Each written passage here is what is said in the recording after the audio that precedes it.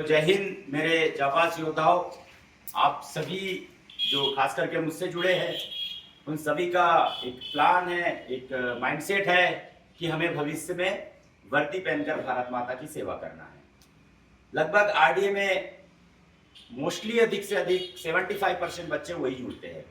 तो आज इस पर हम विस्तृत जानकारी और विस्तृत चर्चा करेंगे कि हमारे दिन में 24 घंटे होते हैं और 24 घंटे को हमने कैसे यूटिलाइज करना है, हमने किस तरह से सब्जेक्ट को देना है, हमने लाइफ में क्या देना है, किस को इम्पोर्टेंसी देनी है, क्या महत्वपूर्ण है, किस टॉपिक पे ज़्यादा काम करना चाहिए, कौन से सब्जेक्ट में अगर वीक है तो कैसे काम करना चाहिए।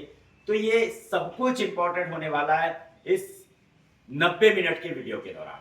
तो जय हिंद, मेरा नाम अशोक रघुवंशी, पूर्व सैनिक और रघुकुल डिफेंस एकेडमी संचालक, नेशनल फिजिकल ट्रेनिंग क्लब, जिसके आप सभी को आरडीए के बारे में पता ही है। विगत 2 अक्टूबर 2021 से जब मैं सेवानिवृत्त हुआ हूं, तब से निरंतर समाज और सेवाओं में 180 से अधिक बच्चों ने इस आरडीए परिवार के माध्यम से मार्गदर्शन लेकर अपनी भारत माता की सेवा विभिन्न क्षेत्रों में, पुलिस और अन्य क्षेत्रों में, कुछ ग्रुप डी के ग्रुप में भी गए थे, दिल्ली पुलिस, यूपी पुलिस में अपनी सेवाएं दे रहे हैं। तो आते हैं हम विशेष अब चर्चा पे। पहला, दिन के हमारे 24 घंटे होते हैं। आप सभी को पता है दिन में कितने होते हैं? 24 घंटे होते हैं। अब हमारे मन में एक चीजें आती है कि हम इस 24 घंटे को कैसे उपयोग करें। हो सकता है आपके पास समय का अभाव हो या आपको जानकारियां ना हो। अगर जानकारियां हो तो आप कहीं ना कहीं उसको इग्नोर कर रहे हो। ये बहुत सारी चीजें आपके दिमाग में चलती रहती है कि मुझे कैसे करना चाहिए। कुछ अच्छे बच्चे होते हैं जिनको जानकारियां तो नहीं होती है, लेकिन वो कुछ अच्छा करना चाहते हैं कि कहीं से हमें मार्गदर्शन मिल जाए, कोई सक्सेस व्यक्ति हमें बता दे। तो आज मैं यही बताना चाहता हूं कि सक्सेस कैसे हो जाता है। सक्सेस का कोई भी रास्ता शॉर्टकट नहीं है, ये आप तो जानते हैं। सफलता शॉर्टकट से मिलती है क्या? बिल्कुल भी नहीं मिलती है। अगर आप लोगों के दिमाग में चल रहा हो कि सफलता शॉर्टकट से मिलेगी तो नहीं मिल सकती। तो चलते हैं हम पहले टॉपिक दिनचर्या का। प्रथम शुरुआत हम दिनचर्या की करते हैं। हम 24 घंटे में हमने कितने घंटे अपने सोने के लिए देना चाहिए? 6 घंटे। मैं आपको 1 घंटे अतिरिक्त दे रहा हूं, आप 1 घंटे अतिरिक्त ले लीजिए, आप 7 घंटे निकाल दीजिए। तो 7 घंटे अगर आप दे रहे हैं तो फिर आपके पास कितने घंटे बच गए? 17 घंटे बच गए आपके पास। फिर आप कोचिंग में कितना घंटा देते हो? 4 घंटे। 4 घंटे उसको भी माइनस कर लीजिए, कितने बच गए? 13 घंटे बचे आपके पास। उसके बाद आप 2 घंटे फिजिकल को दे दीजिए। अगर आप वर्दी की ये कर रहे हैं, कोई दे रहा है नहीं दे रहा है, कितने बच गए आपके पास? 11 घंटे भी आपके पास बचे। 3 घंटे आप खुद को दे दीजिए, इसमें आपको खाना पीना, ये वो बनाना, सारी चीजें, फैमिली बातें। हो जाता है 3 घंटे मैनेज कि नहीं हो पाता है? हो जाता है। फिर भी आपके पास कितने घंटे बच रहे हैं अभी? 8 घंटे अपने पास बचे हुए हैं। उसके बावजूद भी हमने कुछ छोड़ा तो नहीं। 3 घंटे में पर्याप्त है ना, क्योंकि आधा पौन घंटे में खाना पीना बन जाता है व्यक्ति का, आधा पौन घंटे में तैयार होना वगैरह हो सकता है, संभव है ना, आधा पौन घंटे कोई काम हो सकता है। तो इसको सबको मैनेज करके अपन ने एक औसतन 180 मिनट मतलब 3 आवर्स निकाल दिए। उसके बाद भी अपने पास कितना समय बच रहा है? 8 घंटे अभी भी अपने पास बचा हुआ है। अब 8 घंटे में हम उसमें से 2 घंटे अलग एक्टिविटीज, थोड़ी सी और फ्रेंड सर्कल, कुछ काम आ गया हमको, उसके लिए निकाल देते हैं। फिर भी कितना बचा है हमारे पास? अब हम 6 घंटे को सदुपयोग में हमको यूज करना है, क्योंकि ये 6 घंटे आपके सिलेक्शन के लिए काम आएंगे। क्योंकि आपने सारा समय तो दे दिया, आपने सोने के लिए समय दे दिया, तैयार होने के लिए अपना समय दे दिया, आपने एंटरटेनमेंट करने के लिए 2 घंटे अतिरिक्त दे दिए, कुछ छोटे कामों के लिए, है ना। फिर आपने अपनी कोचिंग के लिए भी 4 घंटे दे दिए। उसके बाद भी आपके पास कितना समय बैलेंस है? 6 घंटा अभी भी आपके पास बचा हुआ है। अब इस 6 घंटे में आप क्या करना चाहेंगे? आप क्या रूपरेखा बनाना चाहोगे कि मैं 6 घंटे में सर ये करना चाहूंगा। आप खुद बोलिए, क्या 6 घंटे में करना की सोचेंगे आप में से सभी पढ़ाई पे फोकस करना चाहिए। ऑब्वियसली अगर मेरी क्लास आप अटेंड कर रहे हो तो मुझे ऐसा लगता है कि आप लोग सभी करना चाहते हो। तो 6 घंटे में अब आप कैसे कि सर हमने 4 घंटे कोचिंग कर ली, हमने फिजिकल भी कर लिया, हमने 7 घंटे सो भी लिया, मतलब ऐसे फ्रेश हो गए हम। अब हमने 2 घंटे एंटरटेनमेंट के लिए सब निकाल दिया, 3 घंटे तैयार वगैरह के लिए भी निकाल दिया सर। अब 6 घंटे को हमको कैसे उपयोग करना है, प्रश्न है और सवाल है। अब उसमें आपको नोट डाउन करना है कि अगर मुझे कोचिंग में 10 से 15 क्वेश्चन मैथ्स के पढ़ाए जा रहे हैं, मैथ्स में सबसे बेसिक चीजें क्या है,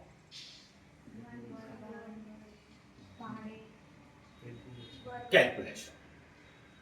ये चारों आपको अगर मजबूत करना है, आपको 25 तक पहाड़ याद होना चाहिए, 40 तक कम से कम वर्ग याद होना चाहिए, 30 तक घन याद होना चाहिए, आपको कैलकुलेशन तभी आपका फास्ट होगा। तो उससे आपके अधिक से अधिक सवाल जल्दी से कम समय में हल होने लगेंगे। लेकिन ये अचानक हो जाएगा क्या, संभव है क्या?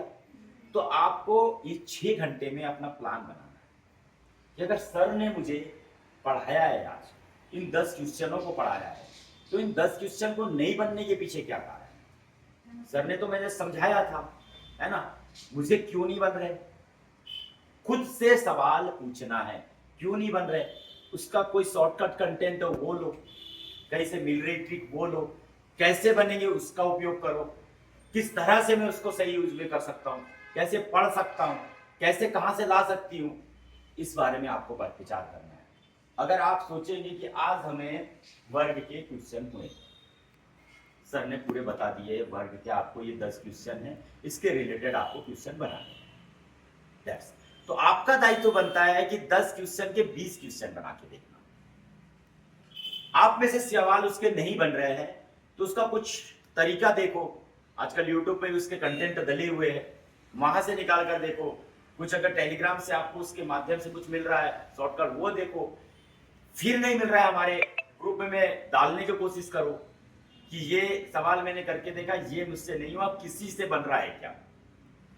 हो सकता है कोई अच्छा बच्चा हो, जीनियस बच्चा हो, या फिर सर ध्यान दे दे तो उस पर आपको रिप्लाई कर दे, है ना, कि बेटा ये इस टाइप का है, आप इस तरह से ये फॉर्मूला इस तरह से इसको सॉल्व, फिर उसकी शॉर्टकट और यूज करने का प्रयास करो। क्योंकि देखो आप किस चीज की तैयारी कर रहे हैं, पहले तो दिमाग आप किस चीज में आए हैं, प्रतियोगिता, कंपटीशन।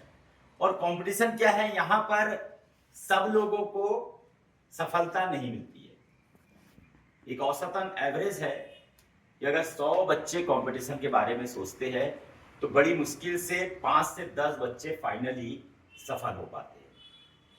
अगर फर्स्ट ईयर में आकर बच्चे ने 100 बच्चों ने सोचा तो फाइनल कंप्लीट होते होते तक 5 से 10 बच्चे ही को सफलता प्राप्त हो पाती है 3 साल के दौरान। फिर धीरे धीरे कुछ बच्चे हो पाते हैं, कुछ अदर जॉब में जाते हैं, कुछ कहीं सेटल होते हैं। लेकिन जो 3 साल के अंदर में जिसको सफलताएं हासिल करती, इसका औसतन कम है। लेकिन कम भले ही है, लेकिन सफल तो हो रहे हैं, और हो रहे हैं तो हो भी सकते हैं। लेकिन उनमें और हम में फर्क क्या रहता है, यही है। 7, 3, 2 कितने हो गए, 12, 4, 16 प्लस हमने 2 घंटे और अतिरिक्त निकाले, 18। फिर भी हमारे पास 6 घंटे था। यही 6 घंटा आपको सफलता की सीढ़ी जल्दी चढ़ाएगा। अब इसमें बहुत सारी चीजें लोग इस 6 घंटे का उपयोग कहां करते हैं। हमने ऑब्वियसली सब कुछ आपको दे दिया, आपको 2 घंटे घूमने के लिए दे दिया, 2 घंटे एंटरटेनमेंट का भी दे दिया, 3 घंटे आपके तैयार होने के लिए दे दिया, 7 घंटे सोने के लिए भी दे दिया, 4 घंटे कोचिंग के लिए भी दे दिए। ये मोस्टली बहुत सारे बच्चे करते होंगे। लेकिन ये 6 घंटे का उपयोग लिमिटेड बच्चे करते हैं। इस बात को आप मानते हो?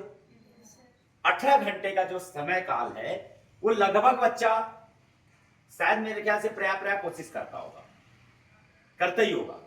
लेकिन जो अंतिम जो 6 घंटे है उसके उपयोग लिमिटेड बच्चे करते हैं।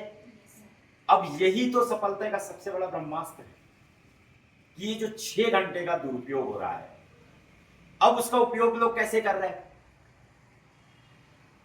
2 घंटे फ्रेंड से बात करने में, इवन कोई गर्ल्स की गर्ल्स मित्र भी हो सकती है, कोई गर्ल्स की बॉयज मित्र भी हो सकता है, बॉयज का गर्ल्स मित्र भी हो सकती है, इसमें कोई भी आ सकता है।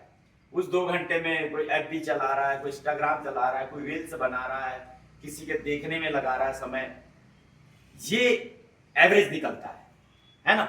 और फिर 2 घंटे कोई अत्यधिक सेक्स का एक्साइटेड ही है तो 2 घंटे फालतू बातों करने में लगा रहा, कहीं फ्रेंड मिल गया, कहीं निकल गए, कहीं घूमने चले गए, किसी के साथ किसी के लिए चले गए, तो वो 2 घंटे वहां उपयोग कर दिए। मोस्टली बहुत कम बच्चे होंगे जो 4 घंटे बर्बाद के बाद भी 2 घंटे रिवीजन कर पाते होंगे, ऐसी भी संख्याएं कम है। मतलब कोचिंग से जाने के बाद वो 2 घंटे भी दे रहे हैं, ऐसी भी संख्याएं हमने देखा है, वो भी कम है। लेकिन उपयोग तो 6 घंटे होने चाहिए थे, जहां की 2 घंटे भी नहीं हो पा रहे, और 2 घंटे हो भी रहे हैं, तो क्या वो कंपटीशन में आ पाएगा? कोई व्यक्ति 6 घंटे उपयोग कर रहा है उस समय, कोई व्यक्ति 2 घंटा उपयोग कर रहा है, 2 नहीं भी कर रहा है, 4 कर ले रहा है, तो वो 6 घंटे वाले से कवर कर पाएगा क्या? कैसे संभव है?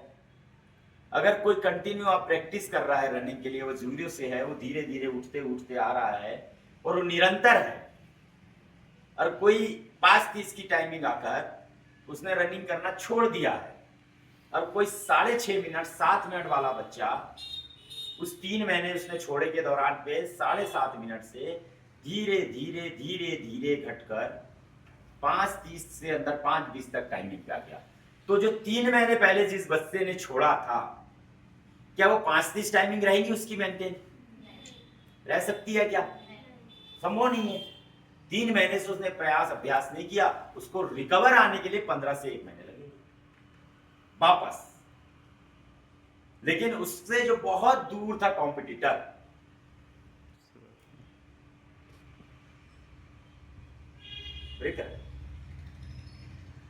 उसका 3 महीने बाद पीछे रहा वाला बच्चा धीरे धीरे केचुए चाल से उससे आगे निकल गया।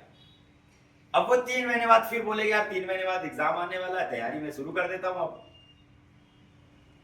तो जो लगातार तैयारी कर रहा था, अब उससे आगे हो चुका था, वो क्या पीछे होगा उससे? आसान नहीं है ना। अब उसको फाइट करना।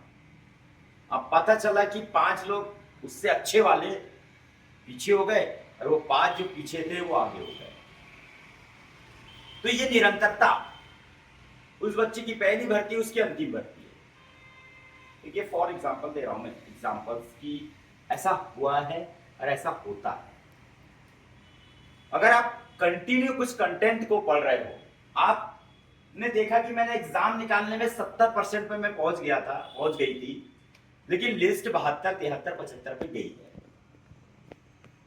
तो आप तो बहुत समीप पहुंच गए ना।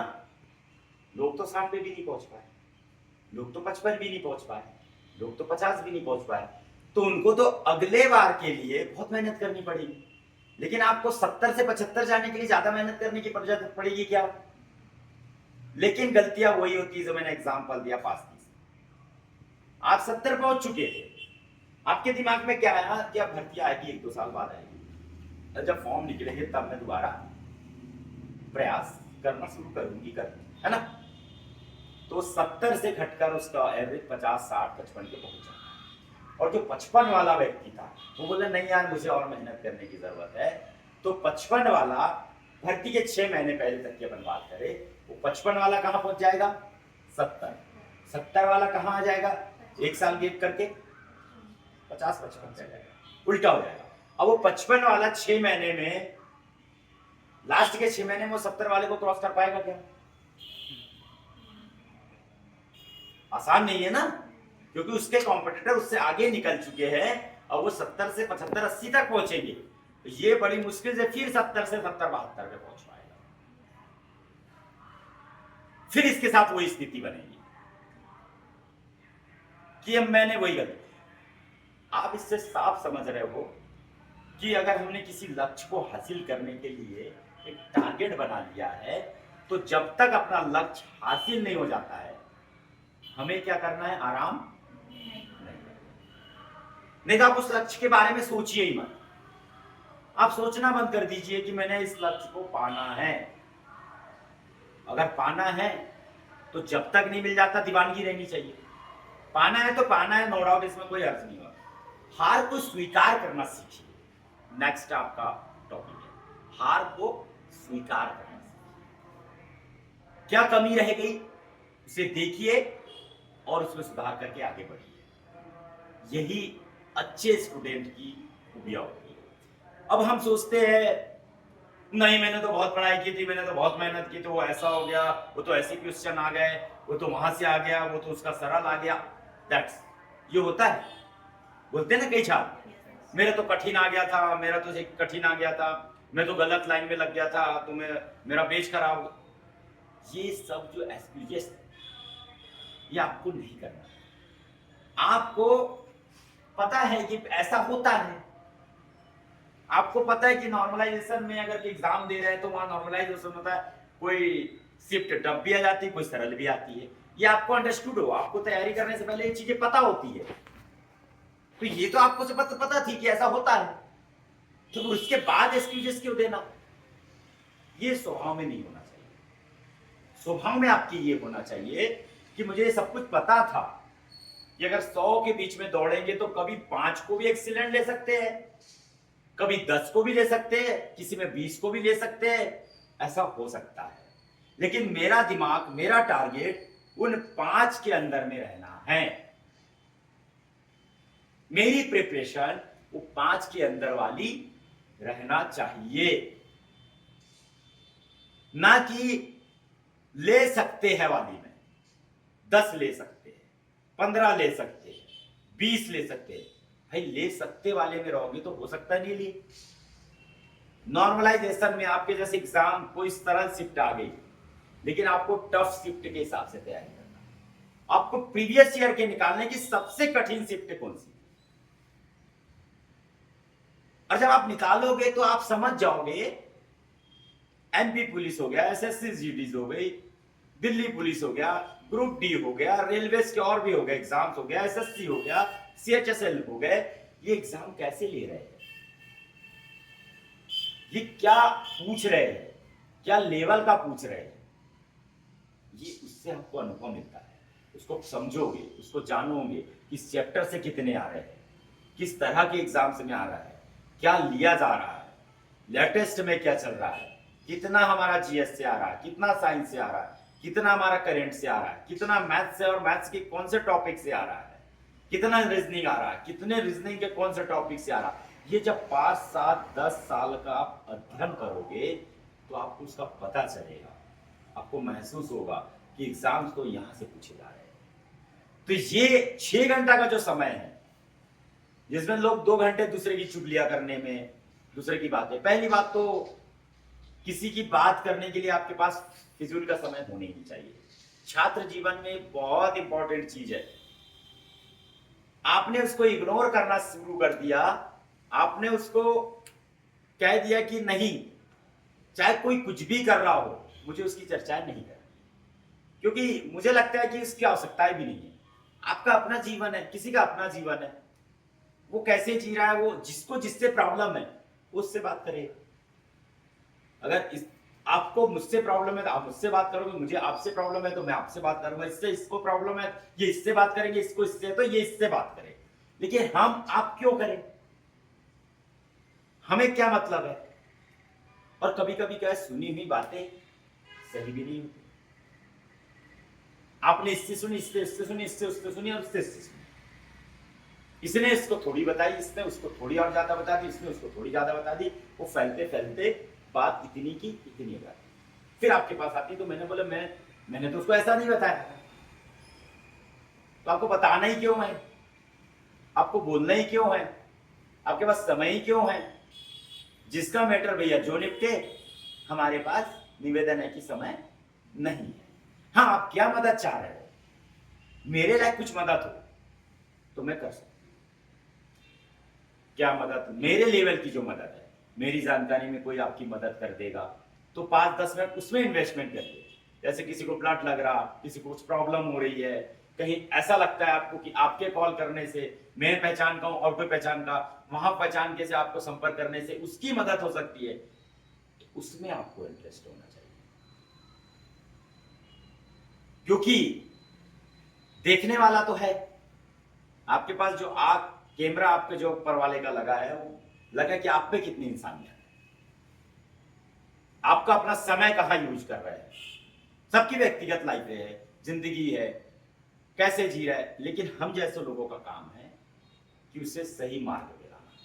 खास करके मुझसे जुड़े हुए स्टूडेंट को मैं व्यक्तिगत लाइफ थोड़ी छीन लेता हूं, लेकिन उनको ऐसा लगता है कि मैं इंटरफेयर क्यों करता हूं। तो मुझे ऐसा लगता है कि जब आरडीए का फॉर्म डालते हैं, आरडीए में एडमिशन कराते हैं, तो मुझे लगता है कि सब इंस्ट्रक्शंस रहती है कि आपको छात्र जीवन जीना है, और जब छात्र जीवन जीना है तो जाहिर सी बात है आपको तो रोका टोका जाएगा। अगर आप रोके टोकेंगे नहीं तो आप कैसे आगे बढ़ोगे, आप अपनी गलतियों को कैसे एहसास करोगे। रियलाइज करना बहुत जरूरी है। जब अपना चैप्टर चल रहा था रियलाइज, गलती को, अपने आप को जानना और गलती को सुधारना कि हमें क्या कमी छोड़ रहे हैं, हम तैयारी में क्या कमी रख रहे हैं, कहां कमियां छोड़ रहे हैं, कहां हम लोगों में कमी है, हम अपना समय कहां दे रहे हैं, हम एग्जाम में 4-5 नंबर से क्यों रह गए, और जो हमारे कॉम्पिटिटर थे वो कैसे तैयारी कर रहे थे, ये अचीवर्स कैसे बने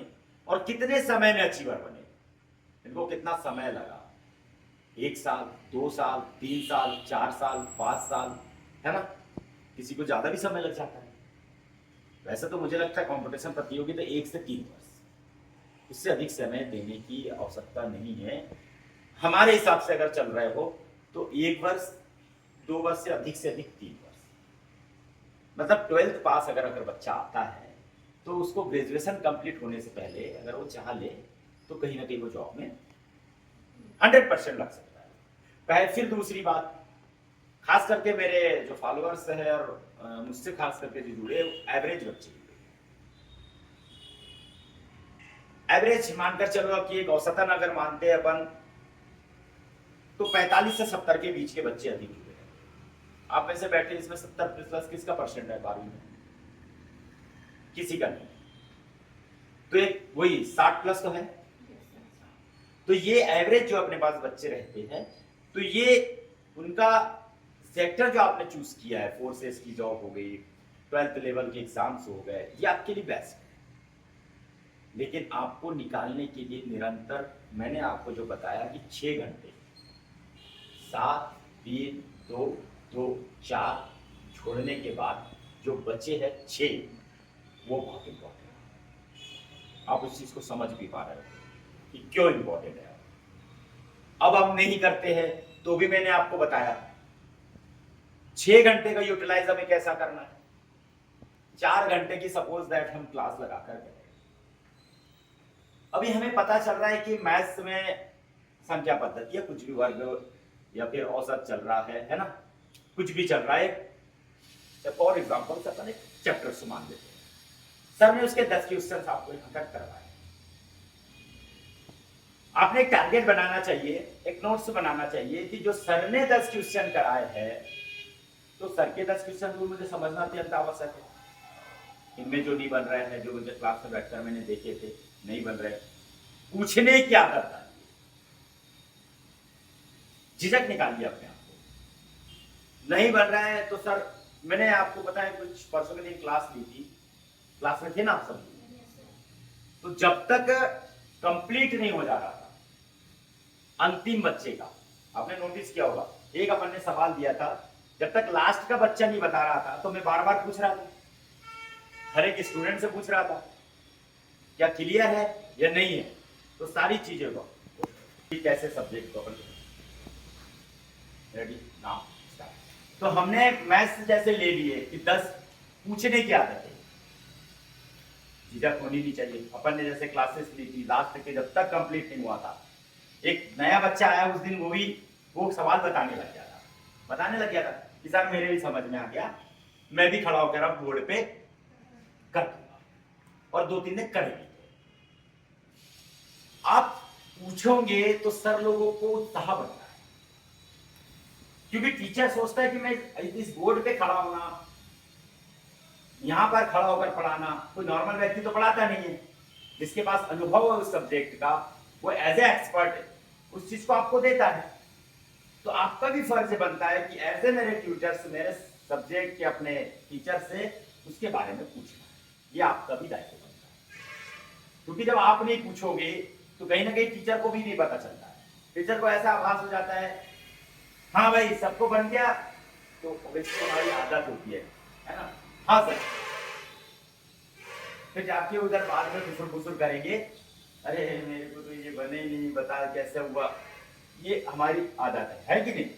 लेकिन यही आदत आपने यहाँ खड़े होकर, सर प्लीज एक बार और बता दीजिए, एक बार और ऐसा रिक्वेस्ट है, एक बार और समझा दीजिए। आपके एक के सवाल पूछने से हो सकता है 10 बच्चे और झिझक वाले बैठे हैं, वो एक बार और समझ लेंगे तो बहुत अच्छे से समझ में आएगा कि नहीं? ये चीजें आप में डालना है। आप अगर पूछ रहे हैं कंटेंट क्लियर हो रहा है, तो कहीं ना कहीं वो फिर 10 और बैठे जो झिझक रहे थे उनको भी होगा, उनमें भी उत्साह बढ़ेगा। यार दीदी ने पूछा था, बहन ने पूछा था, या मेरे भाई दोस्त ने पूछा था, मेरे इसने तो सर ने बताया था। और नहीं, आरडी में तो ऐसा नहीं है, सभी सर लोग को मैंने बता भी रखा है, और आपको पूरे जब तक मैंने बोला डाउट क्लियर नहीं होगा। और आरडी में ऐसे हम ट्विटर चलाते ही नहीं है जो आपके डाउट्स क्लियर नहीं कर सकते। हम पहले उनके इंटरव्यूज में कहते थे कि आपको बच्चों के डाउट्स क्लियर करने, अगर आप डाउट्स क्लियर नहीं कर सकते तो आप काय के ट्यूटर हो गए, फिर एज ए सब्जेक्ट ट्यूटर थोड़ी हो गया। अगर मुझसे कोई पूछेगा मैं चीजों के बारे में, भविष्य के बारे में, ये चीजों के बारे में, मैं बोल रहा हूँ कि मैं एज ए मोटिवेशनल स्पीकर हूँ और एज ए फिजिकल एक्सपर्ट हूँ, तो इन चीजों के बारे में अगर कोई बच्चा मुझसे पूछने आएगा, अगर मैं उसको संतुष्ट नहीं कर पा रहा हूं तो मैं उसका माहिर कैसे हो गया? कोई परेशान बच्चा मेरे पास आया भविष्य की चिंताओं को लेकर, और उसको मैं मोटिवेट नहीं कर पाया, उसको सही सलाह नहीं दे पाया, तो मैं कहेगा मोटिवेशनल स्पीकर हो गया? हुआ क्या? कैसे हो गया? मैं अपने आप कैसे मोटिवेशनल स्पीकर कहूंगा मैं? कोई बच्चा फिजिकल की प्रॉब्लम्स लेकर आया कि सर आप आर्मी से भी रिटायर है, आपके पास बड़ा अनुभव है, आप फिजिकल ट्रेनिंग भी बहुत अच्छी दे रहे हैं, बहुत सारे बच्चे आपके पास सेलेक्ट हुए हैं, सर मेरी ये समस्याएं जा रही है, मुझे इस दौरान में ये करना चाहिए, सर मैं इस समस्या से कैसे जूझूं, मेरी प्रॉब्लम्स ये बढ़ रही है, मुझे उसका कैसे निदान चाहिए। तो मेरा परम दायित्व बनता है कि किसी बच्चे ने मुझसे पूछा है तो उसको उसका सवाल का आंसर देना। अगर मैं उसके सवाल का आंसर नहीं दे रहा हूं तो मैं कैसा फिजिकल एक्सपर्ट हो गया, कैसा फिजिकल ट्रेनर हो गया? हुआ क्या? नहीं हुआ ना। कैसे हो गया? जब मैं बच्चे को बता रहा हूं कि सिस्टीन पेन हो रहा है, उसकी समस्या का समाधान नहीं बता पा रहा हूं, उसकी नोक नहीं है, उसकी नोकने की एक्सरसाइजें नहीं बता रहा हूं, उसकी स्ट्रेंथ नहीं बढ़ रही, स्ट्रेंथ कैसे बढ़ेगी नहीं बता पा रहा हूं, उसकी स्टेप नहीं खुल रही, स्टेप कैसी खुलेगी नहीं बता पा रहा हूं, उसकी प्रॉब्लम क्या चल रही है, उसकी क्या क्या समस्या है, उसको अगर मैं नहीं बता पा रहा हूं तो मैं कैसे फिजिकल ट्रेनर हो गया? छोटा सा इधर भी सील बजाना, ये वो इकट्ठा करके दौड़ाना, ये एज ए फिजिकल ट्रेनर का काम नहीं होता है। ये मेरी व्यक्तिगत राय है। मेरे साथ जुड़ा वाला कमजोर से कमजोर बच्चा भी आज ही गए, फॉर एग्जांपल देखिए अपने एकेडमी में बाहर की लड़की आई है, लेकिन हम उसका लास्ट टाइम चल रहा है, वो प्रयास कर रही है, उसका कुछ ब्लड की भी उसको कम है, लेकिन वो प्रयास कर रही है, उसकी प्रॉब्लम है, लेकिन आज उसको मोटिवेट करके भी, आज हमने साथ में भी उसको दौड़ाने का प्रयास, उसने करने का भी प्रयास किया, फिर भी हमने उसको कहा आप कमी क्या रख रहे हो, हाथ आपके गलत जा रहे हैं। हमने एक बार की से उसको बताया कि आपके हाथ रनिंग पोजीशन अलग जा रही है, आपके पैर की पोजीशन ही अलग जा रही है, आपको हम स्पष्ट बता रहे हैं कि आपकी स्टेप नहीं उठ रही, आप हिम्मत भी नहीं रख रहे। आपके साथ दौड़ने वाला खुद बता रहा है कि आप में क्षमताएं थी लेकिन आप हिम्मत नहीं रख रहे हो। तो वो तो किसको करना पड़ेगा? व्यक्तिगत खुद को करना पड़ेगा ना, कि भाई मुझे बताया जा रहा मेरे गुरु द्वारा कि आपके पैर सही नहीं उठ रहे, आपके पैर सही नहीं रखा रहा है, आपके हाथ नहीं सही चल रहा है, आपकी हिम्मतें कम हो रही है, आपकी ये चीजें, तो इसको पूर्ति किसने करना है? पूर्ति तो आपको ही करना पड़ेगा ना। और आप पूर्ति नहीं करना चाह रहे तो ऑब्वियसली आप अपने गुरु का सम्मान नहीं कर रहे, आप गुरु को इग्नोर कर रहे हैं, आपके दिमाग में कुछ और चीजें चल रही। तो ये पॉइंट ऑफ व्यू होता है, ये बहुत सारे बच्चे करते हैं। मैंने बता दिया कि 6 घंटे का जैसा उपयोग के बारे में अपन ने बताया कि 10 मैथ्स सिखाया, उसमें मुझे लगता है कि 6 घंटे में 1.5 घंटे मैथ्स को देना चाहिए। कितने लोगों को लगता है सर? आप सबको लगता है? 1.5 घंटे अगर आप मैथ्स को देते, अगर आपने 1 घंटे 50 मिनट आपने मैथ्स पढ़ी थी, अगर आप 1.5 घंटे मैथ्स को देते हैं तो मुझे जहां तक मेरा अनुभव कहता है कि यहाँ के 10 सवाल तो आपके कंफर्म होंगे ही होंगे, उसके रिलेटेड आप 10 से 20 सवाल बना लो। औसतन एक सवाल को हम 3 मिनट लेकर चलते हैं, हो जाता है 3 मिनट में। तो 90 मिनट में हमारे पास कितना, या सॉरी 1.5 घंटे में 90 मिनट है अपने पास। तो देखो मैंने तो आकलन नहीं किया था, 30 question 90, that's 10 question revise, 20 question extra revise, 30 question बन सकते हैं। और 3 मिनट मेरे ख्याल से बहुत होता है आप करने। वैसे आपको तो उसको 1.5 मिनट से कम पे लाना है। मैथ्स के जो कंपटीशन के हिसाब से समय आपको मिलता है, वहां 1.5 मिनट से कम के समय में आपको मैथ्स के क्वेश्चन बनना चाहिए, और 30 से 40 सेकंड में आपको जीएस और साइंस के क्वेश्चन बनने चाहिए। तब आप औसतन एग्जाम में टाइम को मैनेज कर पाएंगे। लेकिन हम प्रैक्टिस में कितना दे रहे हैं आपको? शुरुआती में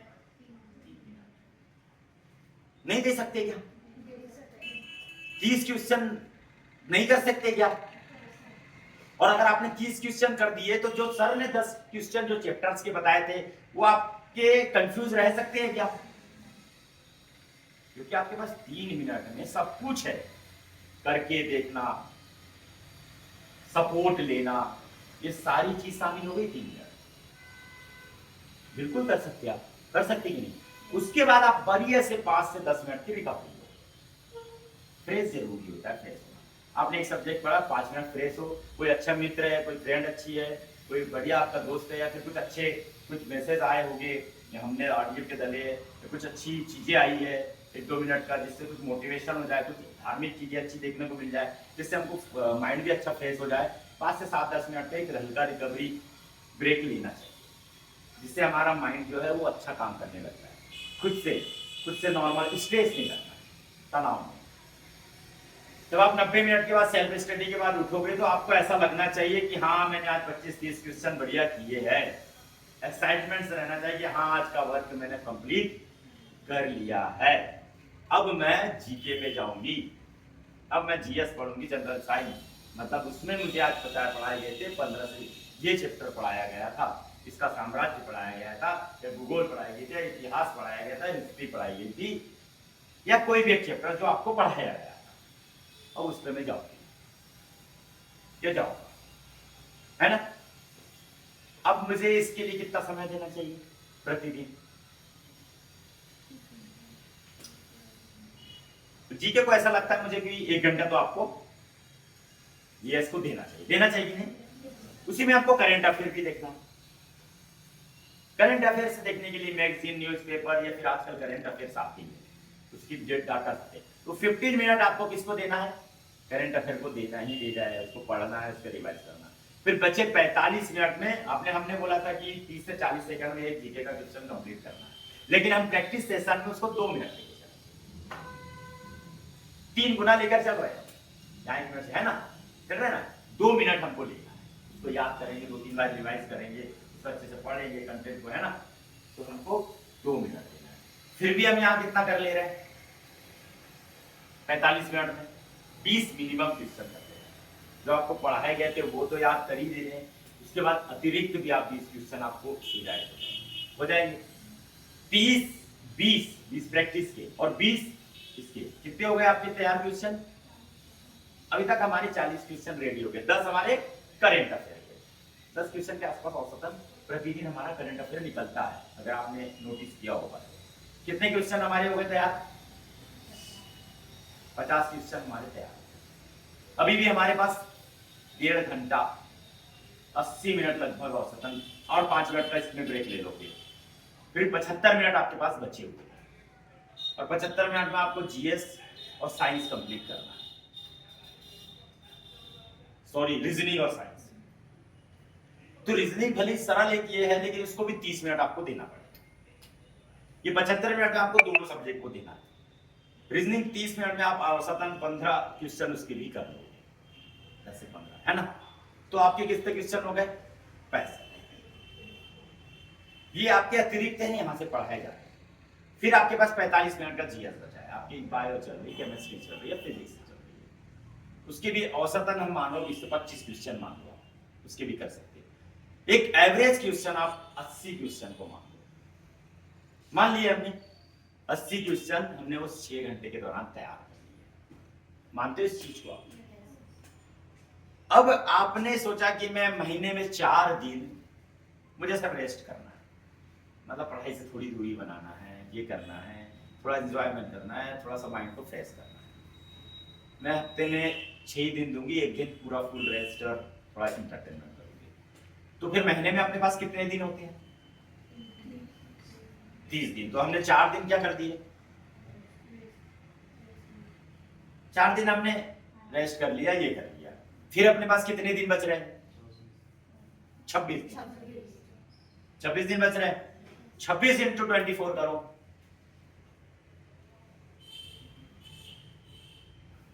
और बाकी तो हमने समय तो छोड़ दिया। 26 इंटू 6 करो, अरे 25 156 हाफ। तो आप 80 इंटू 26 करो, क्योंकि हमने एक दिन में औसतन 6 आवर्स में 80 क्वेश्चन तैयार कर लिए थे। कितने हो गए? आप समझ रहे हो इमेज? आप इस चीज को नॉर्मल समझ रहे हो? अपना शुरुआत छूटी हुई थी, लेकिन महीने का समापन कहां हुआ? कितने क्वेश्चन बैंक इंडिविजुअल हो गए अपने पास? आप सोचो,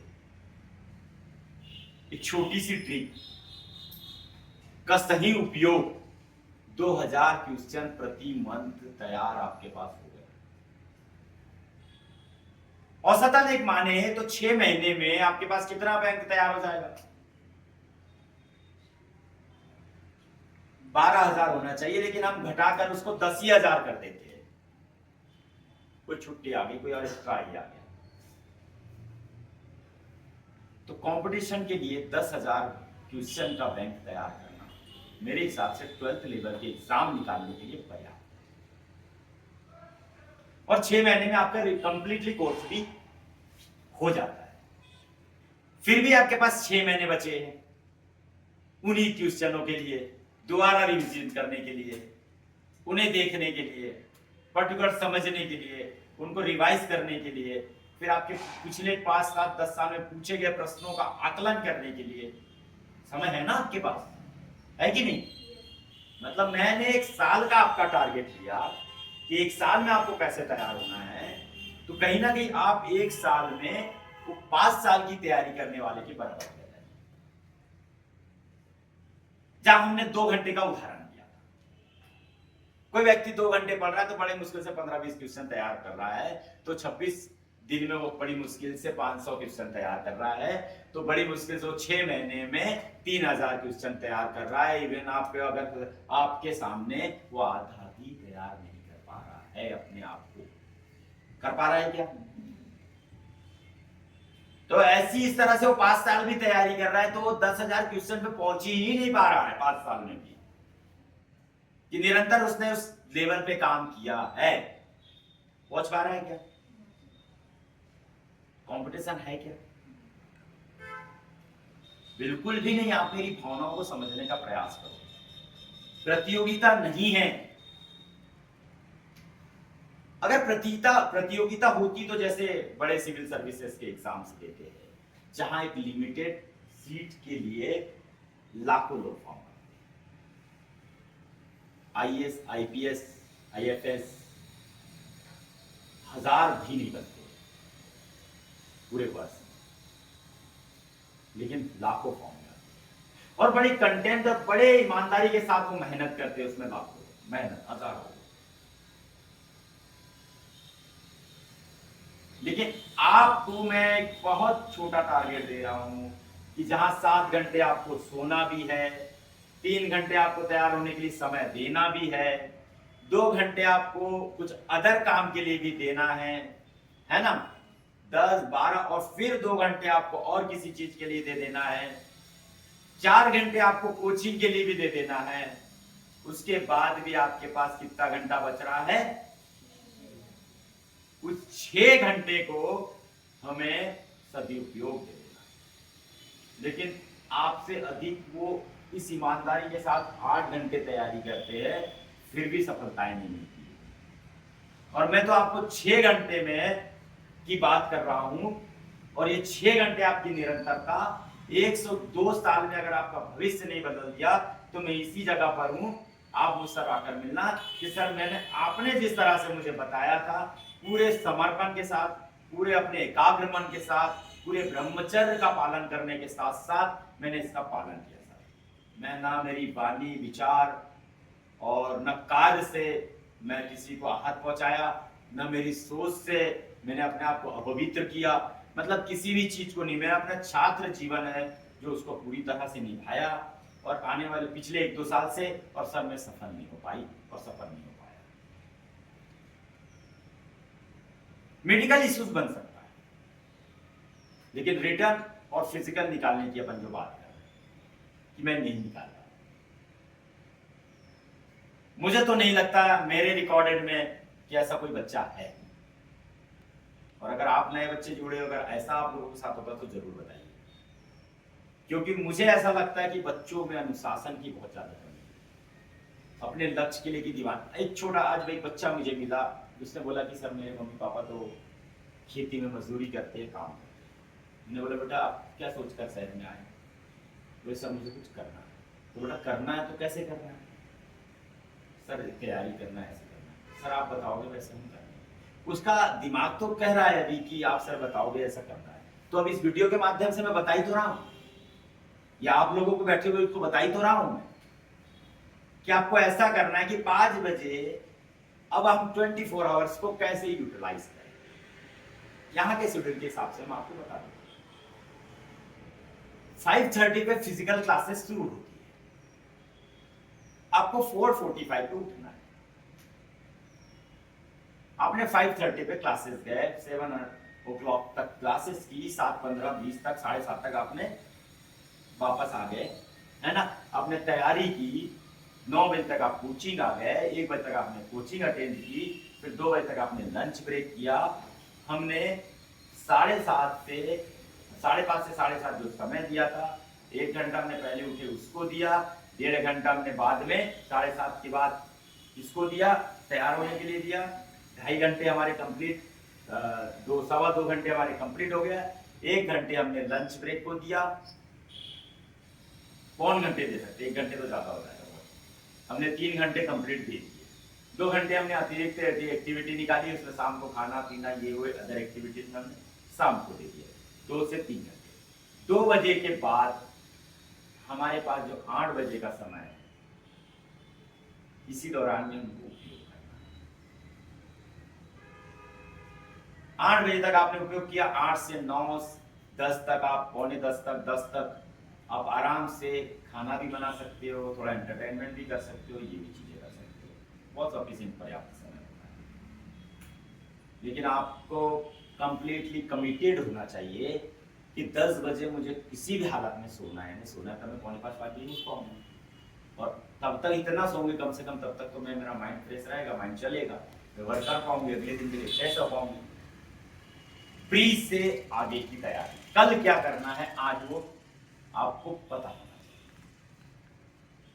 कि मुझे कल ये करना है तो करना है, कमिटमेंट के साथ। प्रातःकाल उठते हो जब प्रयास करो कि जिसको भी आप अपना सर्वश्रेष्ठ मानते हो, गुरु, अपने प्रभु ईश्वर, धरती के चरण छूकर उससे प्रार्थना जरूर करना है कि हे प्रभु, हे माता, आज का मेरा जो लक्ष्य है उसको पूर्ण करने में आप मुझ पे कृपा आशीर्वाद बनाए रखना है।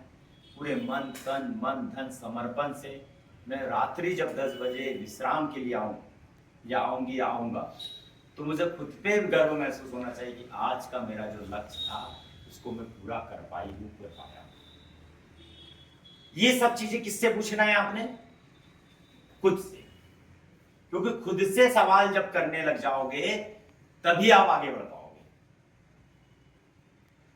मैं भी एक साधारण गांव का, छोटे से गांव, मेरे गांव की आबादी 1500 बड़ी मुश्किल से जनसंख्या है, और बेसिक एजुकेशन हमने लिया है। उस समय प्राइवेट एजुकेशन थे, गवर्नमेंट नहीं थे, और बड़े उसमें हमने जीता है, लेकिन हमने हिम्मतें नहीं हारी। जब हम एक छोटे से गांव से निकले तो क्या हुआ, हमने सीखने का प्रयास किया, हमने 10वीं 12वीं प्राइवेट की, वो सेना में रहते ग्रेजुएशन किया, जानकारियां जुटाई, इधर से जानकारियां ली, जहां से अच्छा मिला उसको लेने का प्रयास किया, आज भी कुछ अच्छा मिलता तो लेने का प्रयास कर, क्योंकि हमको पता है सीखना जीवन की चर्या है, सीखना तो चाहिए ही चाहिए। और ये सब फिर उसमें वैचारिक विचारधाराएं बहुत महत्वपूर्ण रखती है। जैसे मैंने पीछे भी आपको बताया कि आपकी सोच हमेशा सकारात्मक होनी चाहिए। अगर आपको कोई गलत भी बोल रहा है तो भी आपको उसके लिए समय नहीं निकालना है, आपको अपना विचार से पवित्र रहना है। मैंने इसके लिए गलत तो नहीं सोचा, और आपके लिए कोई कुछ कर रहा है उसको आपको हमेशा शुक्रगुजार रहना है। हाँ, ये व्यक्ति ने मेरे लिए बहुत अच्छा किया, मेरे लिए मुझे मोटिवेट किया, मुझे भविष्य के लिए बातें की, तो इन सब चीज को लेकर अगर आप जब चलोगे, सारी चीजों को आप अपने अंदर धारण करोगे, खान पीन रहन सहन बोल चाल, इन दिनचर्या को जब आप अपनाओगे तो आपको खुद महसूस नहीं होगा, आने वाला 1 2 3 साल के अंदर में आप बहुत अच्छे समाज के व्यक्ति बन जाओगे, बहुत अच्छे किसी डिपार्टमेंट के व्यक्ति बन जाओगे, बहुत सारी अपॉर्चुनिटी आपके पास में आ जाएगी, और बहुत अच्छे अच्छे लोग भी आपसे जुड़ने लगेंगे, आपको फॉलो करने लगेंगे। खास करके 3 4 5 चीजों के विशेष जीवन में ध्यान रखना है। नशा से दूर रहना है, गलत चीजों से ज्यादा दूरी रहना है, चुगली चपाटियों से दूर रहना है, किसी की मदद कर सकते हो तो उसमें सबसे आगे अपनी भूमिकाएं निभाना है। अगर मैं किसी को रक्तदान देने में सक्षम हूं तो रक्तदान देना चाहिए, रक्तदान देने में कोई नुकसान नहीं है। 24 हर्ट्ज के अंदर आपका प्लाज्मा कंप्लीट हो जाता है, 4 गिलास आप पानी पीते हो तो आपका 70% प्लाज्मा कंप्लीटली ब्लड आपका रिकवर कर देता है। देन आपका 24 आवर्स के अंदर अगर आप नॉर्मल भोजन भी करते हो तो आपका फुली ब्लड रिकवर हो जाता है। ब्लड देने से कमजोरी नहीं आती है, ये आपके दिमाग में होना चाहिए। बहुत सारी चीजें हैं, किसी की मदद करना, पता चल रहा है कि छोटी सी उसको मदद लगे, आपसे नहीं हो रही, आपके संपर्क में कोई है, उसकी मदद करने का प्रयास करें, क्योंकि कर भला तो, ये कहावतें गलत नहीं। आप किसी का भला करोगे तो आपका भी होगा, आप किसी का बुरा करोगे तो आपका भी होगा। जैसा बीज बोओगे वैसा पाओगे कि जैसी करनी वैसी। ये हमें सिखाया जाता है, बचपनों से सिखाया जाता है, हमारे बुजुर्ग सिखाते हैं हमें, उन चीज को हम इग्नोर करते हैं, लेकिन सिखाया जाता है हमें कि जैसा आप करोगे वैसा भरोगे। इन सब से हमको दूरियां बनाना है। जीवन में सफल होना बहुत बड़ा विषय नहीं है, मैं इसलिए बड़े सरल शब्दों में कहता हूं कि सफलता बहुत बड़ा मिशन नहीं है। उस मिशन को आपको छेड़ना, उस मिशन पे आपको काम करना, ये सबसे बड़ी जिम्मेदारी है। मुझे लगता है कि अपने आरडीए में जितने जुड़े हैं तो एक परिवार के साथ कमिटमेंट करके आते हैं कि हमें तो कुछ करना है, पर वो परिवार को भी बड़ी आशाएं होती है कि हमारी बेटी हमारा बेटा गया है तो जल्दी से कुछ सफलता हासिल करेगा। उम्मीद होती है कि नहीं? ऑब्वियसली होती है, बच्चों से भी होती है, बच्चों से भी होता है। दूसरी चीज बेटियों के लिए आप परिवार की इज्जत होती है। आप जानती है आपको किसी के बहकावे में जीवन में कभी आना नहीं, कोई किसी का, आप ही जिससे जुड़े हो वही आपकी हवा उड़ा देंगे, क्योंकि उनको आपकी इज्जत की नहीं पड़ी, उनको किसी आप चीज से और चीज से मतलब है, उसके अलावा उनसे कोई लेना देना नहीं। जब मौका आएगा तो आपकी इज्जत को उड़ाने में कोई उनको शर्म नहीं आएगी। ऐसे बहुत केसेस हुए हैं। हमें कोई इंटरेस्ट भी नहीं रखना चाहिए, हमें देखना है, क्योंकि हमने फ्यूचर पे काम करना चाहिए। ये तो परिवार वाले की जिम्मेदारी है, वो ये करेंगे या फिर मैं भविष्य में सफल होने के बाद सोचूंगी या सोचूंगा कि मुझे इस विषय पे बात करना है, उस विषय पे कुछ करना है, नहीं करना है। लेकिन ये 6 घंटे में से आपके माइनस हो जाएंगे अगर उधर गए तो। आप नोटिस करना इस चीज को। क्योंकि अपने पास समय 6 घंटे है, 18 घंटा तो उपयोग हो गया।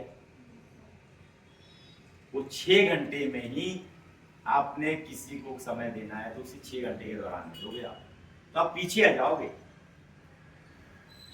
इस बात को आपको पॉइंट नोटेट करना है। अगर आप नोटेट कर रहे हो तो आपके लिए बेहतर है, अगर आप नहीं कर पा रहे हो तो आप जैसे दुनिया कुछ लोग चल रहे हैं वैसे आप भी चलोगे। लेकिन मुझे ऐसा लगता है कि जो मैंने चीजें आपको शुरू से बताई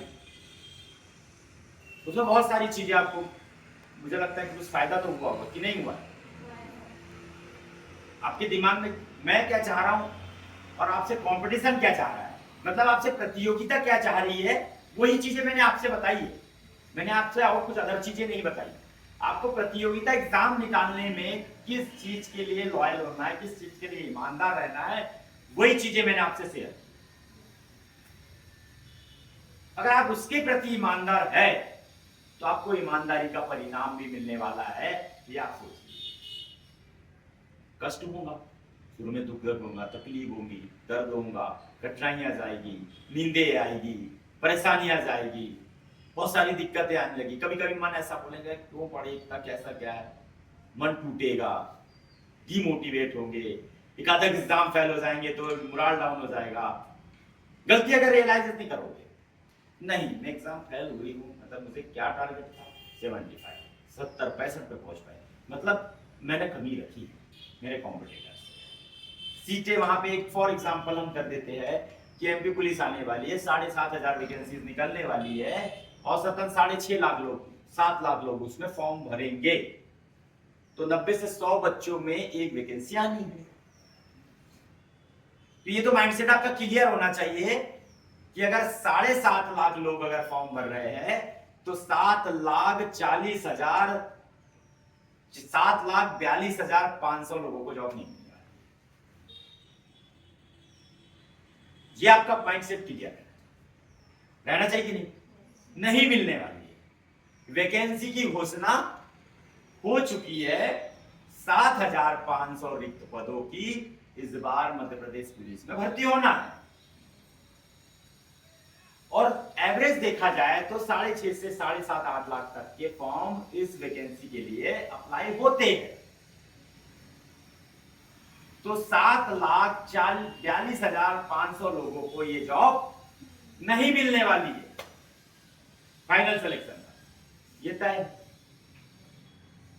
तो किसको मिलने वाली है? 7,500। कैसे मिलने वाली है उसका प्रॉपर आता है ना, कि क्या मेरिट पिछली बार गई थी, क्या फिजिकल अंक गए थे, दोनों को मिला के कितनी मेरिट गई थी। तो आपका माइंडसेट क्लियर होना चाहिए कि भैया 152 ओबीसी गई थी गर्ल्स, 154 गया था बॉयज, 156 गए थे जनरल, ईडब्ल्यूएस, एससी, एसटी, जो भी कैटेगरी में आप आते हो, उससे आपको 3 प्लस लेकर काम करना है। जो गई थी लिस्ट उससे 3 कम से कम प्लस आपके इस बार आना चाहिए, तब जाकर आप उस 7,500 की श्रेणी में आओगे। नहीं तो कैसे आओगे? आपका कॉम्पिटिटर आपसे ज्यादा मेहनत कर रहा है, वो उसका स्तर अच्छा है, उसके स्तर को आपने पीछे करना है, तो आपको उसके ऊपर की सोच रखनी पड़ेगी, उसके हिसाब से काम करना पड़ेगा, अपने टारगेट को सेट करना पड़ेगा, टारगेट को सेट करने के बाद उसको अचीव करने के लिए काम करना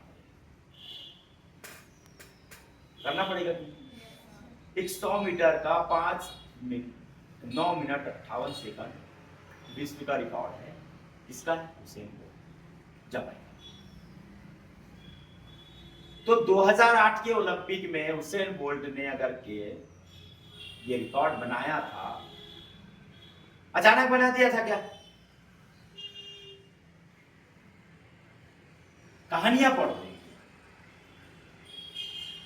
4 वर्षों तक, 2004 के ओलंपिक में फेल होने के बाद, नहीं मिलने के बाद, उनके कोच बताते हैं कि 4 वर्षों तक निरंतर प्रैक्टिस, कंटिन्यूटी, ग्राउंड से जुड़ा रहना ही नया इतिहास बनाया।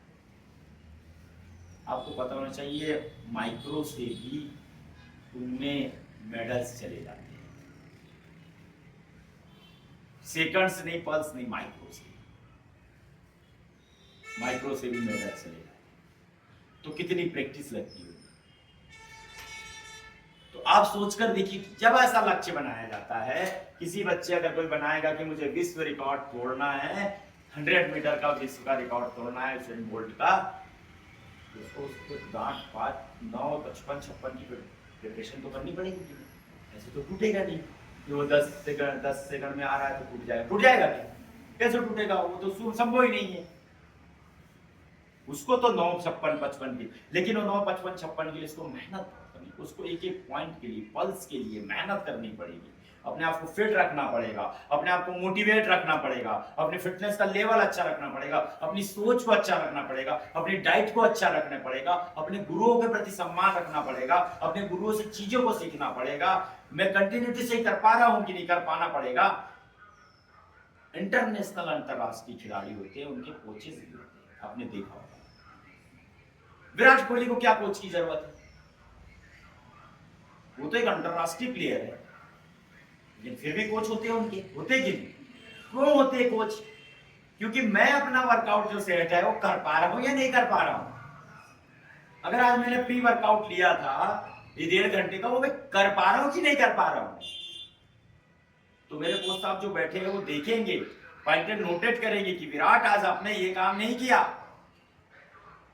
आज आपको 100 बॉल खेलनी थी लेकिन आपने 90 गेंद खेली, आपने कवर ड्राइव पे प्रैक्टिस अच्छी करनी थी, आपने पुल करना था, आपने स्ट्रेट ऑफसाइड ये करना था, ये मतलब ये चीजें आपने कमी रखी। आपका बल्ला का जो लेवल था वो कहीं ना कहीं हल्का घूम रहा था, जो पिछली बार आप आउट हुए थे, उस कमी को आपको सुधारना है, उस पर ध्यान देना है, तब अपन आगे अच्छा कर पाएंगे।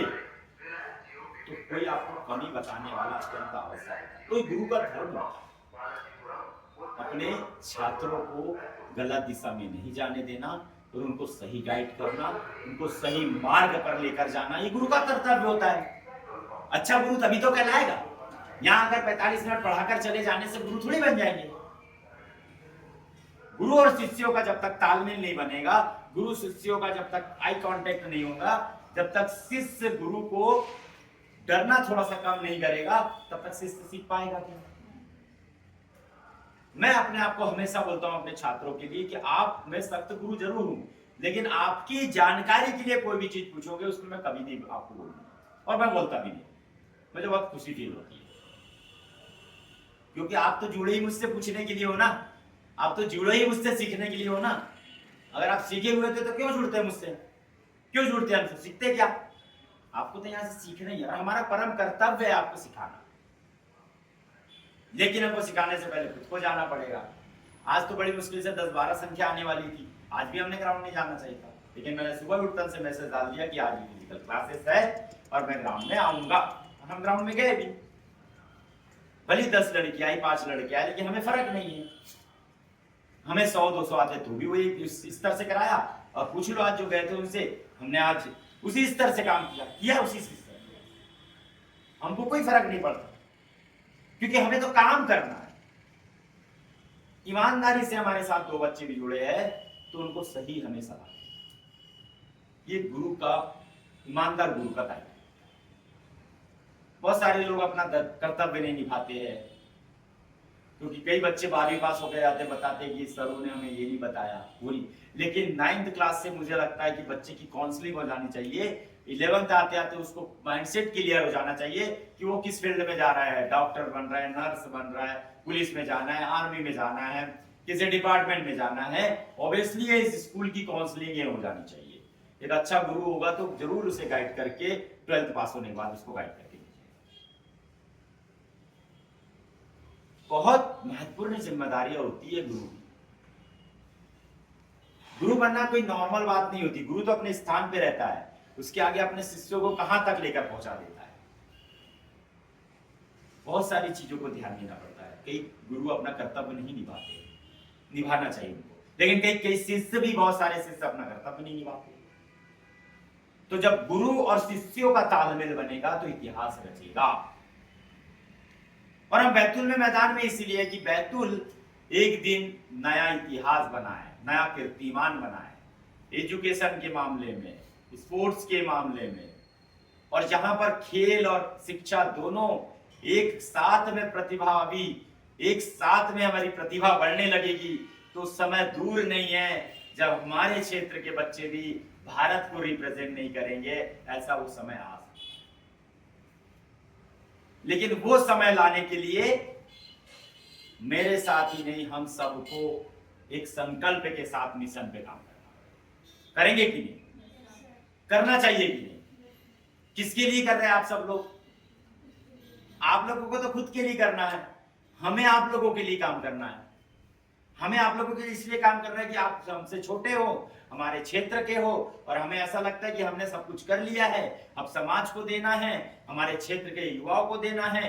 वो अगर जागेंगे, उठेंगे, तो कहीं ना कहीं हमारा क्षेत्र आगे बढ़ेगा, और क्षेत्र आगे बढ़ेगा तो कहीं ना कहीं समाज का वातावरण अच्छा होगा, और समाज का वातावरण अच्छा होगा तो कहीं कहीं जो मानवता जो होती है इंसान के अंदर, जैसे राजा रामचंद्र जी कहे गए थे कि राष्ट्र उनके अंदर मानव सर्वोपरि, मानवतावाद सर्वोपरि, इसलिए वो राजा पुरुषोत्तम राजा रामचंद्र जी जो है पुरुषों के उत्तम थे, आदर्शवादी थे।